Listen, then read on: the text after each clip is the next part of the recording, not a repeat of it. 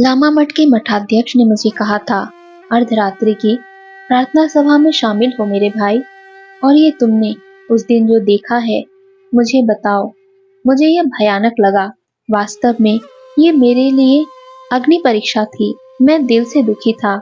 मेरे अंदर भयानक डर बैठा हुआ था।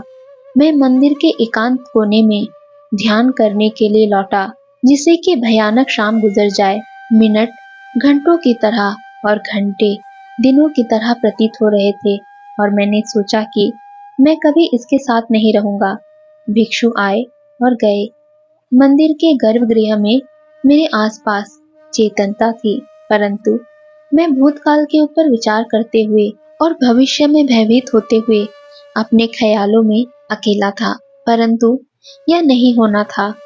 कुल मिलाकर मुझे अर्धरात्रि की प्रार्थना सभा में शामिल होना था, जैसे कि मेरे शिक्षक लामा मिंग्या डोंड्युक ने मुझे पहले ही शाम को चेतावनी दे दी थी कि अगला झटका अभी आना बाकी है।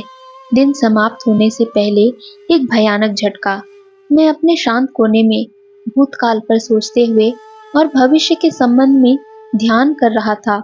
उस रात को लगभग 11 बजे, जब मेरे आसपास के सभी लोग शांत थे, मैंने एक आकृति को अपनी ओर आते हुए देखा। ये एक बूढ़ा लामा था, जो लाहसा के मंदिर में कुलीन लोगों में से था। एक वृद्ध जीवंत बुद्ध, जिसे अधिक समय तक इस पृथ्वी पर जिंदा नहीं रहना पड़ा। वह गहरी छाया में से मेरी तरफ, जहां मक्खन के टिमटिमाते हुए दीपक थे, वो बढ़ा। वह आया और उसके चारों तरफ नीले से रंग की आभा थी। उसके सिर के चारों तरफ की आभा पीली थी। वह हाथ फैलाए हुए, हथेलियां ऊपर की तरफ किए हुए मेरी ओर आया। मेरे बेटे, मेरे लिए तुम्हें पार लगाना भारी काम है।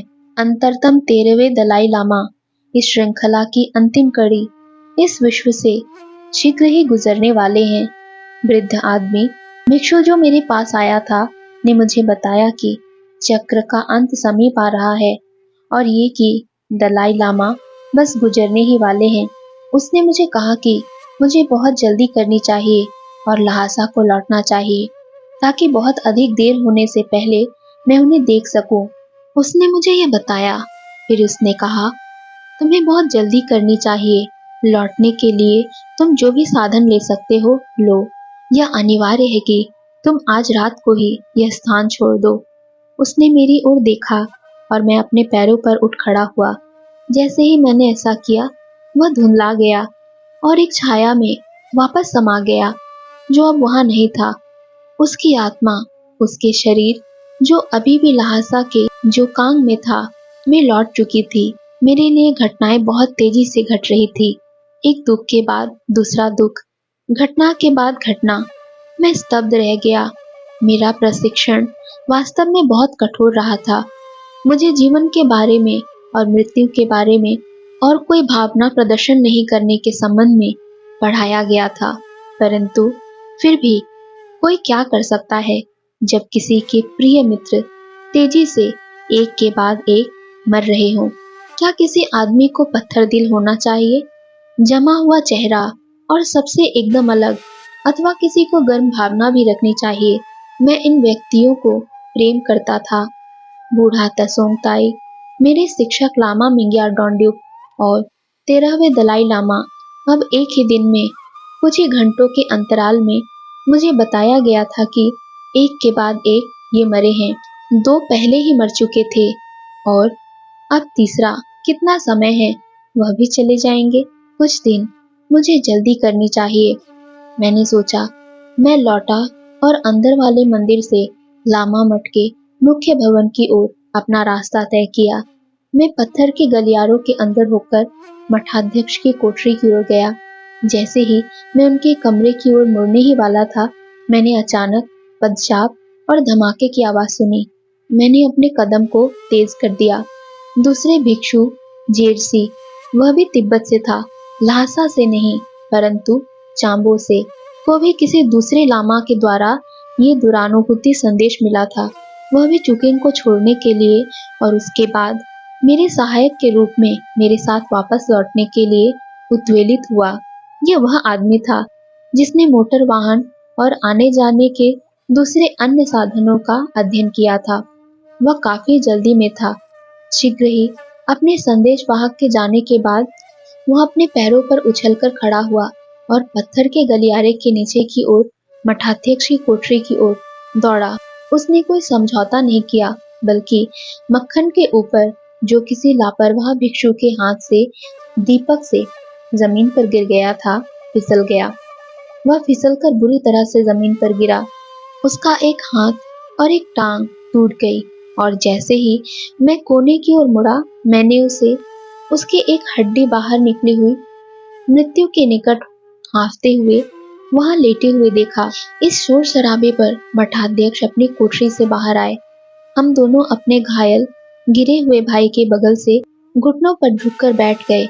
मठाध्यक्ष ने उनके कंधों को पकड़ा, जबकि मैंने टूटी हुई हड्डी को वापस जमाने के लिए उसकी कलाई को खींचा। तब मैंने खप्चियां और पट्टियां मांगी और शीघ्र ही जर्सी की भुजा और टांग को खप्चियों और पट्टियों से बांध दिया। टांग का मामला थोड़ा अलग था, क्योंकि ये एक विपरीत अस्थि भंग था और हमें उसके कक्ष की ओर ले जाना पड़ा और खिंचाव लगाना पड़ा। तब मैंने उसे किसी दूसरे की देखभाल में छोड़ा। मठाध्यक्ष और मैं उसकी कोठरी की ओर गए, जहां मैंने उसे संदेश के बारे में बताया जो मुझे मिला था। मैंने अपने दृश्य के बारे में उसको वर्णन किया। उसे स्वयं को भी लगभग इसी प्रकार का एक प्रभाव मिला था। इसलिए तब ये तय किया गया कि मैं लामा मठ को इसी क्षण छोड़ दूं। मठाध्यक्ष ने शीघ्रता से एक संदेश वाहक को भेजा, जो दौड़कर चुकिंग के लिए घोड़ा लाने के लिए और सर पर दौड़ते हुए जाने के लिए एक मिशन के लिए गया। मैं खाना खाने के लिए और अपने साथ खाना बांधने के लिए रुका।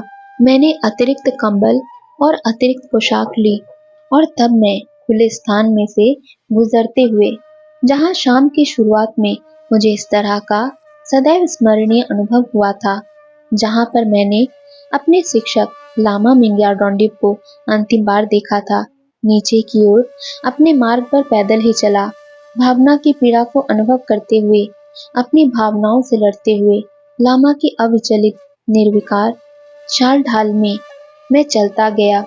इस प्रकार मैं अपने पथ के अंत में आया, जहां मैं सड़क पर पहुंचा। मैं खड़ा रहा और प्रतीक्षा करता रहा।